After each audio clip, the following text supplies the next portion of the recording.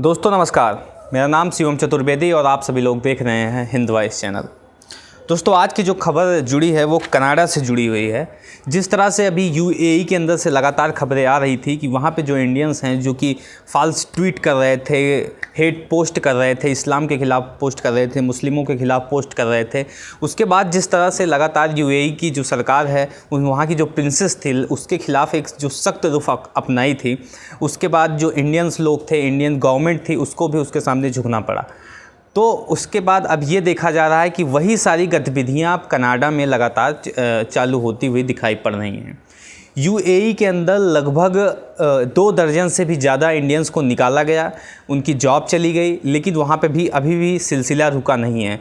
जो hate rates फैलाने वाले लोग थे उनकी तादाद लगातार बढ़ती हुई चली जा रही है।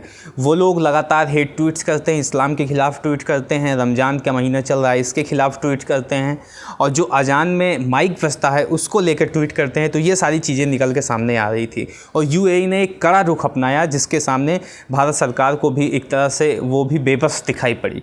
उसने भी केवल भाईचारे की मांग की और एक तरह से देखा जाए तो वो अच्छे संबंध की कल्पना की कि आने वाले संबंधों में जो यूएई और इंडिया के बीच में संबंध हो सकता है वो किस तरह से अच्छा बरकरार रहे, उसी की वो इंडियंस लोगों ने बात की। लेकिन यूएई का जो ये कदम था ये आगे चल के कितना बढ़ सकता है वो तो आने वाला समय बताएगा। लेकिन जो आज की खबर है दोस्तों वो कनाडा से जुड़ी हुई है कि कनाडा के अंदर भी इसी तरह से एक खबर आई है कि वहाँ पे भी एक इंडियंस थे जिनको प्रॉब्लम हो रही थी रमज़ान के महीने में अजान पढ़ने से, क्योंकि सोशल डिस्टेंसिंग की वजह से वहाँ पे की जो मस्जिदें थी वो उन पे नमाज़ पढ़ने के पाबंदी लगाई गई थी और उनको कुछ होम और शेल्टर्स प्रोवाइड किए गए थे जहाँ पे आप लोग अपना नमाज़ पढ़ सकते हो, अजान कर सकते हो। तो इस चीज़ को लेकर एक हैं रवि हुड्डा, उनको काफ़ी प्रॉब्लम हुई। उन्होंने एक ट्वीट किया, काफ़ी ट्वीट जो था वो काफ़ी हेट से भरा हुआ था। तो उस ट्वीट में ये एक संदर्भ जताया जा रहा था कि जिस तरह से अब इनको शेल्टर्स प्रोवाइड किया गया है रमज़ान पढ़ने के लिए, इनको अजान करने के लिए एक होम प्रोवाइड किया गया है, इसी तरह कैमल्स को, गोट को, इन सब को भी कुछ ना कुछ प्रोवाइड किया जाए क्योंकि ये सभी सेक्रीफाइस देते हैं। और उसके बाद जो शरीयत का एक कानून होता है उस शरीयत कानून को पूरी तरह से लगा दिया जाए बाय लॉ के हिसाब से। तो ये सारी चीज़ें उन्होंने एक ऐसा ट्वीट किया जो कि सीधा सीधा एक पूरे समुदाय को टारगेट कर रहा था। तो जब ये ट्वीट वायरल हुआ उसके बाद वहाँ की सरकार ने, वहाँ का जो एडमिनिस्ट्रेशन था उसने एक्शन लिया, एक कड़ा एक्शन लिया उनके खिलाफ़ और उनको अपनी नौकरी से हाथ धोना पड़ा। साथ ही साथ ये केवल एक शख्स नहीं थे, ये इंडियंस थे और 2-4 लोग हैं। उसके बाद लगभग 1 से 2 दर्जन से ज़्यादा लोगों को इस्लामोफोबिक ट्वीट करने के ख़िलाफ़ में वहाँ पे जॉब से हटाया गया।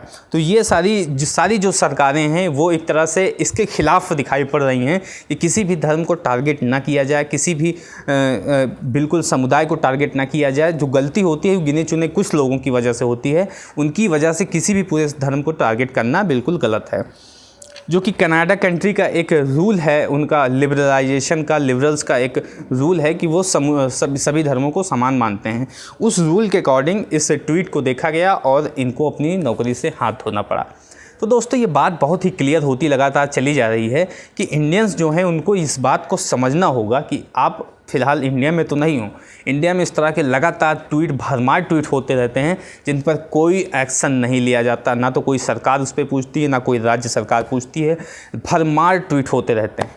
लेकिन यही आदत इन लोग की ये आगे भी पड़ी रहती है और दूसरे कंट्रीज़ में जब जाते हैं तो यही काम ये लोग वहाँ पे भी करते हैं और इसकी वजह से भारत देश की खासा बदनामी होती है, बहुत ही उसको शर्मिंदगी का एहसास करना पड़ता है। क्योंकि जो भारत की एक छवि बनी है,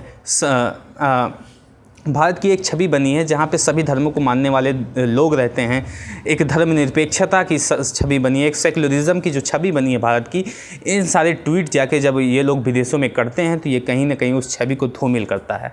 तो दोस्तों मैं ये इस वीडियो के माध्यम से यही कहना चाहता हूँ कि जो लोग इस वीडियो को देखें वो ख़ास करके ऐसे सभी ट्वीट से बचें जिससे कि किसी भी धर्म को, किसी भी लोग को टारगेट किया जाए, किसी भी का कैरेक्टर असैसिनेट किया जाए, तो उससे आप ज़रूर से ज़रूर बचें, क्योंकि ये किसी के लिए हितकारी नहीं हो सकता है और ख़ास करके हमारे देश के लिए तो ये बिल्कुल हितकारी नहीं हो सकता है।